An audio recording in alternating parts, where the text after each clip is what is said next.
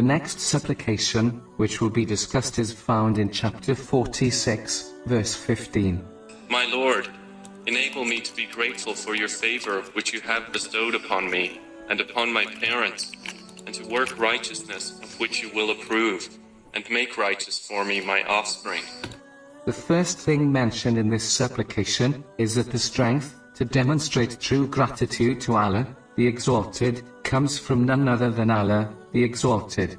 As the knowledge, inspiration, strength, and opportunity to show gratitude all come from Allah, the Exalted. Gratitude itself is made up of 3 stages. The lowest stage is to internally acknowledge that each blessing one possesses was granted by Allah, the Exalted.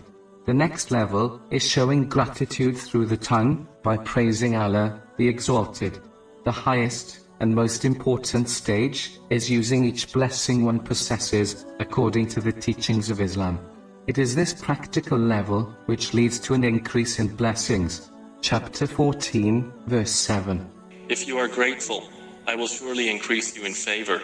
As a child utilizes the blessings their parents possess throughout their life, one must ensure they use these blessings in the correct way, according to the teachings of Islam, in order to show true gratitude.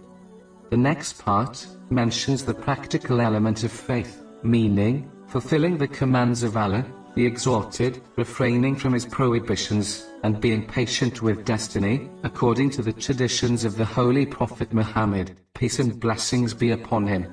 Acting in this way is true righteousness.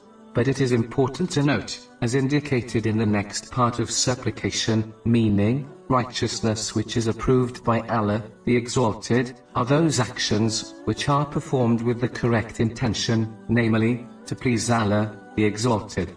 All actions performed for a different reason will only lead to a waste of time and energy, and will not be rewarded by Allah, the Exalted. The final thing, as indicated by this supplication, is that a Muslim must lead by example, if they desire their children to be rightly guided. Those who command others, while failing to act themselves, have very little to no positive impact on others. It is therefore a duty on all parents to practically guide their children to the things mentioned in this supplication.